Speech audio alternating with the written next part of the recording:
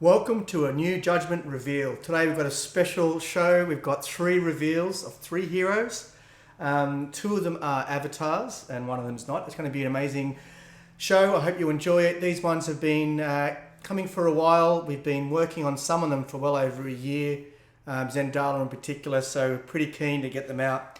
And as I'm recording this, we've got the grand tournament going on over in St. Louis in North America, in the USA, so that's round 3 is about to start. It looks like it's been awesome. We've got 20 players there, which is amazing. So I hope you guys are all enjoying it. Shout out to everyone there. Thanks for supporting us.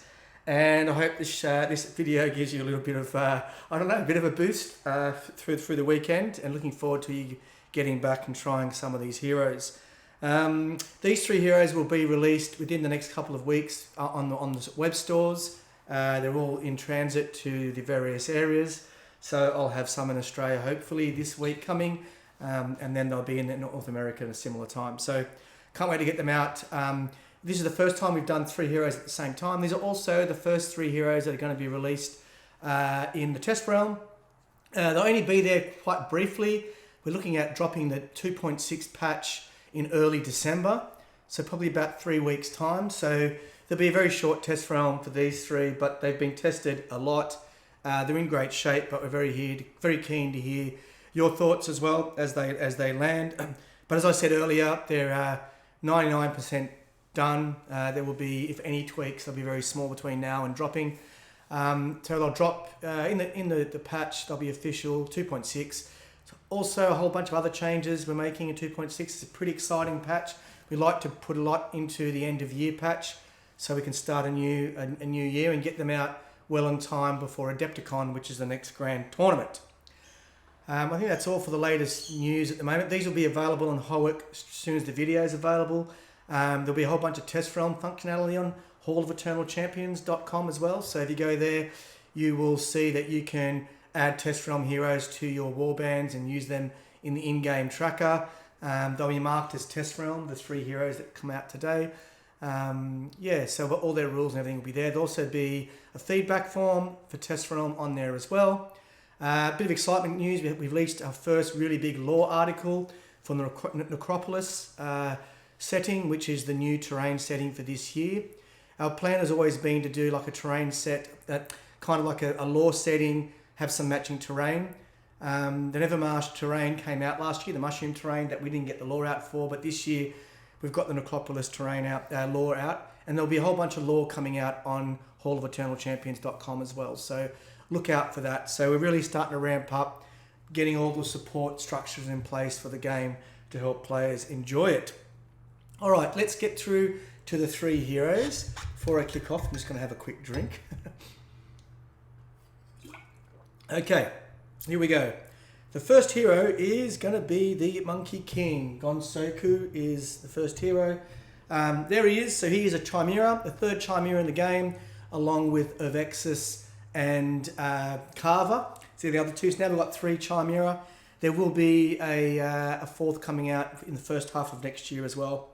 So he is a Monkey King. So it's basically, obviously the Monkey King is a very historical in the Asian fantasy genre. It's been in a lot of games. It's one of my favourite characters in other video games that I've played. So I'm super excited. I was most excited about putting together rules for a Monkey King in our game. And now that we've got the Chimera race, we can do these kind of left field heroes that don't have a typical fantasy race. Move 3, Agi 4, no res, Mel 7. So he's a Mel hero. He is a bruiser and controller, this guy. So we'll go through him. Soul Harvest 4.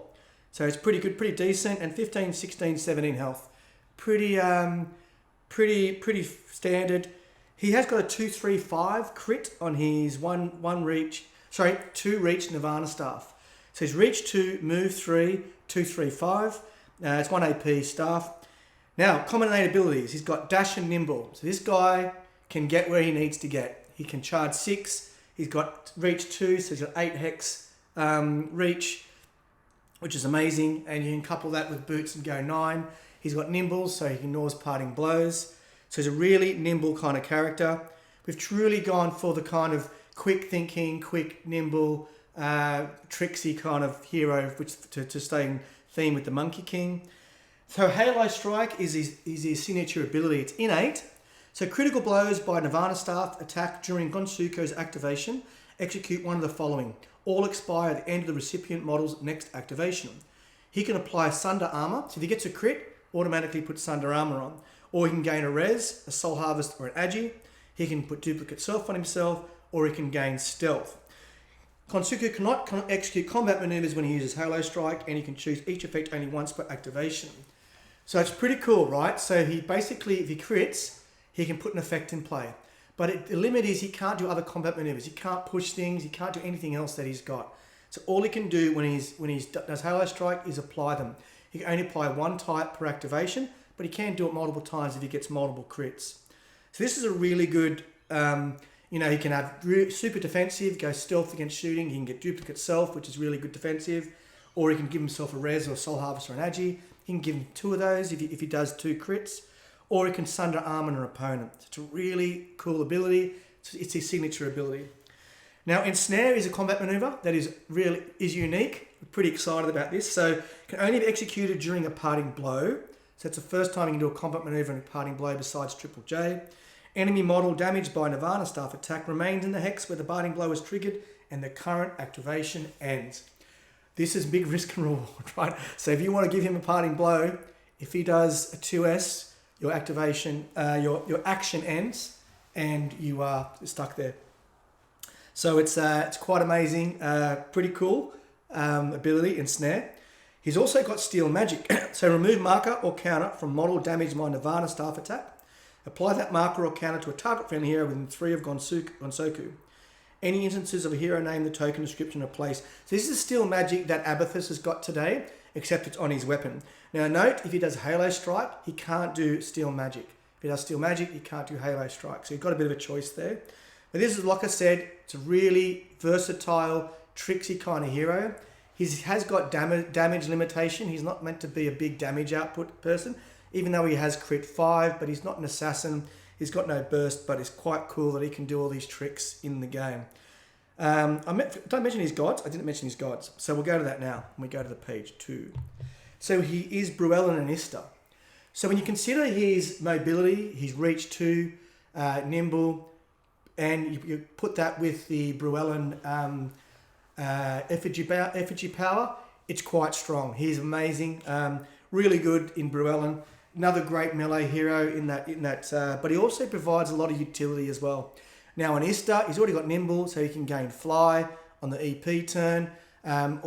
He's quite good with Nephany to provide some offensive ability, and compared in a god that has a lot of defense.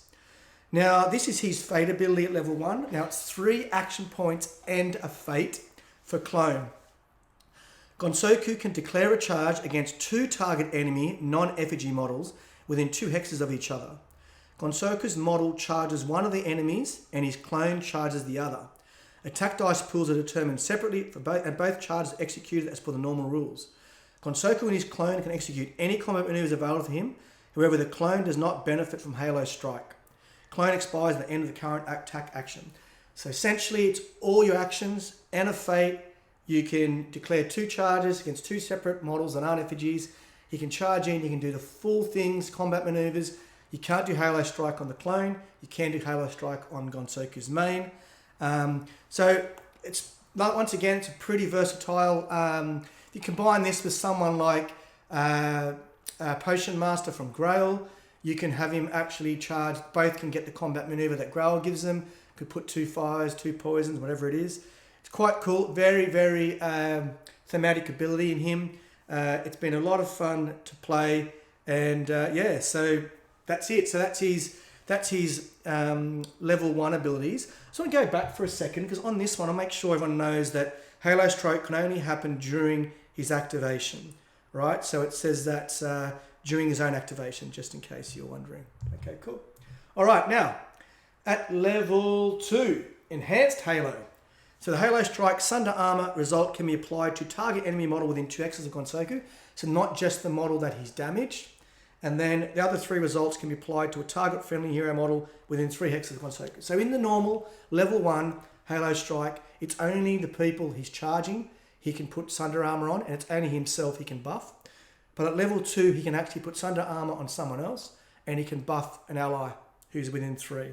So once again, very versatile, pretty cool. And then level 3, Tempest, 1 AP and 1 Fate. D3 plus 1 enemies within 2 hexes of Gonsoku, chosen by the active player, take 3 true damage and suffer 1 condition based on rolling 2d6 below. So this is very similar to something like Zim's ability. This is essentially him spinning around on his pole, and it's quite a random thing. He loses control, spins around with his Nirvana staff, and whatever conditions he applies is random. We're really keen to have some random abilities in the game. It really fits in with the mischievous, tricksy nature of Monkey King. So we're super happy to have him with this ability. It's a lot of fun. It's for people who want to just have a crack and not be too worried about the outcome. It still does 3 true damage, which is great. They're not guaranteed to get a condition, but because if you roll double ones, there's no condition. But normally they're going to get some condition. If you roll really well, you can choose which condition they get. You roll 12. We've kind of rated the conditions based on what you're going to roll. The most common is going to be fear. Then you've got pin and poison. Knockdown's quite hard to get. So, and that's Gonsoku. So Bruelin, Ista. He's a bruiser, controller. He's also a bit of an enhancer, so really is an all-rounder. He's a lot of fun. There's so much to like about him. We've just absolutely loved playing him in the practice realm, practice games. So yeah, go nuts. Like I said, his damage is fairly limited to basically 15 if he gets 3 crits, but he can do a lot of utility. He's not meant to be a damage dealer. He's meant to be like a bruiser, get amongst it. A lot of utility and disruption. Okay, that's our man. Now let's go to the next one. Is going to be Lyra. Now Lyra is a Minotaur Warlock. So another Minotaur. She's got pretty good stats. Move 3, Agi 3. Both metal and magic are 7. She's got no res. Soul Harvester 1 being a Warlock. So watch out against those Psionic characters. 16, 18, 20 health. So just standard kind of Minotaur health. She's got 2 weapons. A Crystal Dagger is a 2, 3, 4, 1 AP melee with reach 1. And Essence Blast is a 4 reach, 1, 2, 4 magic attack, 1 AP as well. Regen 2, and she's also a summoner. Right, now on her Crystal Dagger attack, she's got a Mortal Wounds combat maneuver. So she is the avatar of Tomas, for those who are wondering. And she's a Bruiser controller as well. So avatar of Tomas, so along with Fazil, it's pretty exciting to have... have I got this wrong? Let me think for a sec. Yes. She's Tomas. Okay, sorry. Avatar of Tomas. In the next page, I'm going to have her symbol wrong. I'll fix it. Right, sorry. Mortal Wounds. So basically applies Mortal Wounds on her Crystal Dagger attack for 2S. With magic, with Mel 7, there's a decent chance. She's got a combat maneuver on her magic attack. So choose a friendly summon demon model that is within 2 hexes of an enemy damaged by Essence Blast. The friendly demon and the enemy both take 2 true damage. So essentially, if it's a friendly summon demon, doesn't have to be hers. So she synergizes very well with Victor or anyone else who could summon a demon or owned a demon. Looking at you, Carver. So basically, if the demon was within 2 of an enemy that she damages with her magic attack, she can cut the demon for 2 and do 2 extra true damage to the model. So it's really cool to use the demons that way. And then she can kill her demons that way. There's nothing to say that she can't sacrifice the demon that way. Balance is a 0 AP, target friendly Tomas champion or Minotaur within 2 hexes. So either any Tomas champion or any Minotaur. Within 2 hexes, heals for up to 2 points plus 1 for each level Lyra has gained. She suffers the same amount of Twarm in true damage. When you've got Regen 2, this is a great ability. You can cut yourself late in the turn, heal someone, and then regen it back at the start of the next turn. So once again, really good set of rules at level 1. There is more to come. Haven't got to the rule where she can get demons in play. We'll do that next. But great utility, awesome addition to the Minotaur tribe as well. Don't forget, So this is another great. We've got a summoner in the Minotaur tribe now. She can do mortal wound, which is really cool. And she's got some demon actions happening. So let's go to that one and see what that means. Now, just to clarify, she's not the avatar of Krognar. That symbol is wrong. She is definitely the avatar of Tomas. Zendala, the next one, is avatar of Krognar. I'll fix those before they go live. When Crystal Dagger attack does the killing blow against a monster and or hero, Lyra may summon a demon. So this is how she gets demons in play. It's not through, she can't just summon them. She has to kill something to summon a demon. So if she kills a monster or a hero. Now, the first turn monster kill is a very good way to get a demon in play. If it's a tier 1 to 2 monster, she can summon an Algorath. If it's a tier 3 monster or a hero, Lyra can choose to summon the Algorath or Dorgokan. So if you've got a turn, if she kills a hero, a Dorgokan appears, that Dorgokan can activate. So this is demonic transformation. It's innate, of course. If Algorath is summoned this way, there's no further cost. So if she kills a 1 to 2 tier monster or a hero or a tier 3, she can choose an Algorath for free. He just gets summoned next to her for free. If Dorgokan is summoned, she does have to pay an F. So even if she does kill a tier 3 monster, she needs to spend 1 fate to bring the Dorgokan to play. The demon placed in the hex that was occupied by the monster hero when it was killed. Demon transformation cannot be used if a demon remains in play from a previous casting of demon transformation by Lyra. So it does not say, so it has to be by her crystal dagger. So normally it means to get the monster going to be adjacent when it comes, the demon, but that's how she gets it. It's a really cool way. This has opened up so many things. There's a low monster, you can charge in, kill the monster, bring a demon in, demon can activate. It adds so much mystery and intrigue into the way that she plays. Okay. Level 2, Translocate. An active ability, 1 AP. Lyra can place an adjacent friendly summon demon model within the target hex that contains an unoccupied monster spawning pit. Translocate cannot be used during the first round of the game. So she can move her demons around. She can't do anything with heroes, can't do herself, but she can place her demons, which is another great... Now, when I say this again, it's not demons she summoned, it's friendly summoned demon. She can do it with Victor's demons or any other demons that the warband has summoned. And level 3, Demon Master, Lyra is allowed to have both Demon, Algorath, and Dorgokan in play simultaneously. She can have both. So it's the first time. So it's quite cool at level 3. Now, Avatar bonus, Eldritch Master. If Lyra is the Avatar, her sacrifice cost is permanently changed to 2S or 1J. Just remember, sacrifice was being able to cut a demon to do extra damage, so that gets cheaper. And she gets Leech 1 through her summoned demons as well. Wow, she's unreal. So Lyra, really happy to have another Minotaur. Great for the Minotaur tribe.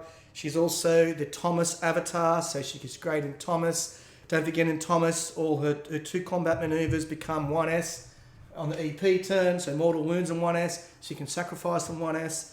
It's quite amazing. Super pumped for Lyra. Another great addition to the Judgement universe. All right, next one. Last but not least is Zendala. Zendala is an elf shadow hunter, so she is going to be a new one for the elf tribe. Not that they needed, but it's awesome. She's also the Krognar avatar, so she's along with Zarin. She's the Krognar avatar. Super pumped about Zendala. She's one that I first started designing about 18 months ago. She's been sitting in the back burner for ages. So happy to finally get her out. Super pumped about the model as well. Right, move 3, Agi 5, Res 0, Mel 7, pretty standard. She is an assassin controller, by the way. Assassin controller. So it's the first time we've got an assassin that has another ability. Soul Harvest 3, 14, 15, 16. Pretty typical for an elf. She's got 2, 3, 5, reach 1, dagger. So the same as Rakir. Common innate abilities. She's got Dash. She's an elf. She's got Pathfinder, being an elf. She's got Shadow Mist, so we've got a second Shadow Mist hero along with Cradle. They can both generate a Shadow Mist from the same damage. So you've got both of them next to damage happening. They're both generating Shadow Mist, which is super exciting. She's also a summoner, but we'll get to that later. Right, Takedown is an innate ability. Each time Zendala does the killing blow on an enemy hero or T3 monster, she permanently gains +1 to a move, Agi, Mel, or Soul Harvest. No attribute can receive more than 1 from Takedown. unreal.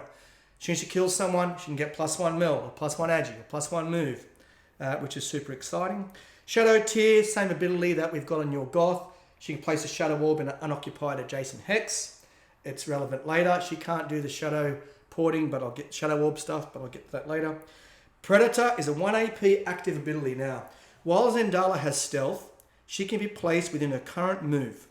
Zendala immediately loses stealth and can make a basic attack. She gains +1 to her attack dice pool after all other modifiers. Cannot be used to place herself in the same hex she currently occupies. So if Zendala's in a forest or in smoke or has stealth any other way, we'll get to that, she can be placed her move and she gets an attack with +1 dice. So she basically becomes a mil 8 for that attack. So she's just basically leaping out of stealth, appears next to it.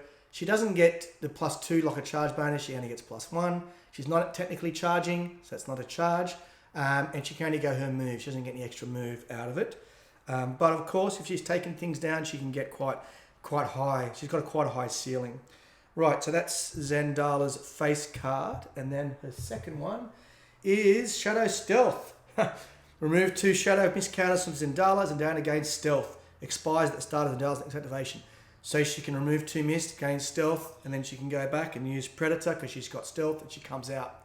So it's really important. We have really done a lot of work balancing her Shadow Mist because she uses Shadow Mist to also summon Gloom.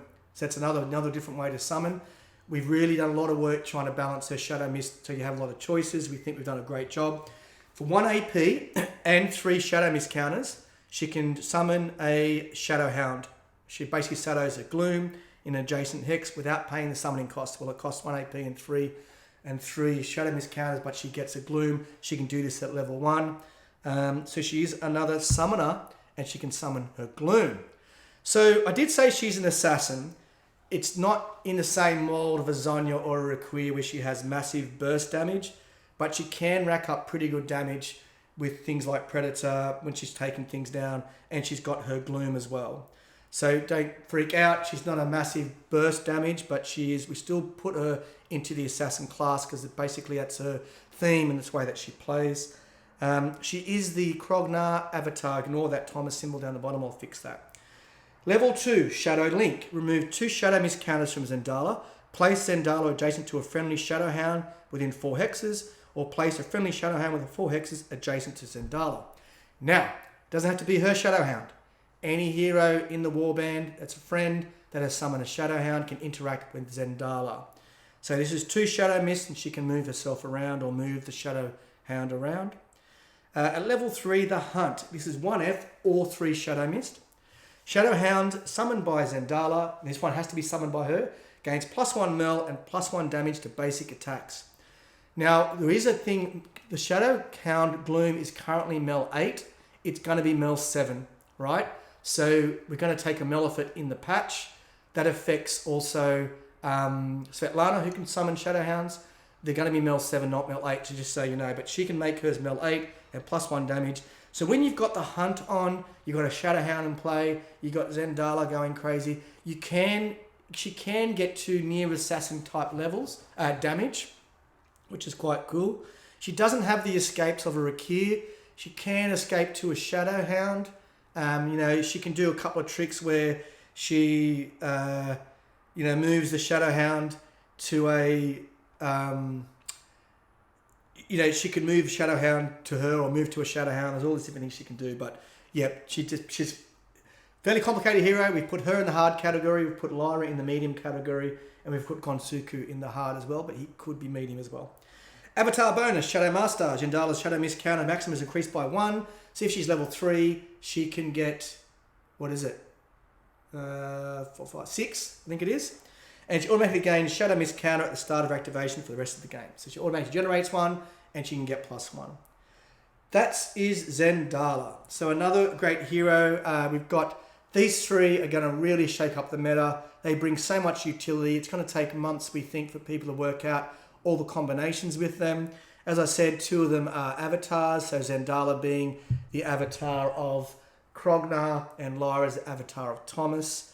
I don't know, I'm just so excited about where the game is at the moment. We've got, this is now going to be something like 56 heroes or 55 heroes. We've got so much variety in the game, really good balance. We're super excited about these three. We think they're landing super well. We have spent a lot of time on tuning them. They're going to be quite amazing to see people try them out. As I said, they're in test realm. There's no big tournaments between now and them landing. The 2.6 patch should land in about 3 weeks. So we'll have 3 weeks of test realm to see whether there's going to be any adjustments. But we're pretty confident, as I said, they're going to be very close to what they are right now. I think that's it. I think I might change the Gloom one. We'll leave it at Mel 8 at the moment, but no, it's going to be Mel 7. If you are testing Zendala, you should test her with Mel 7 Gloom, not Mel 8 as it is currently in the game. That's it. So we're hoping to have these up on all the stores within a week or 2 tops. Hope to have them in Australia available on the Oz store that we just launched recently. So it's playjudgement.com.au if you're from Australia. And we've got a full local run web store for Judgement now, which is super exciting. And of course, you've got the usual stores in Canada, North America and Europe. Let us know what you think in the comments. Let us know what you think on the Discord. We're super pumped about these 3 heroes. Good luck to all the people over in the GT. I think we've got the Constant Way. I think Chiller is still undefeated. There's 2 others I should have probably started naming them. Oh, there's Kenny. I think Kenny's undefeated. Yeah, I think there's 5 undefeated at the moment. Yeah, so it seems to be it's round 3 is probably underway right now. So good luck to all the competitors at the Grand Tournament. Really going to try to get out to the States at some stage. We'd love to, but until then, take care, enjoy Judgement, and peace out.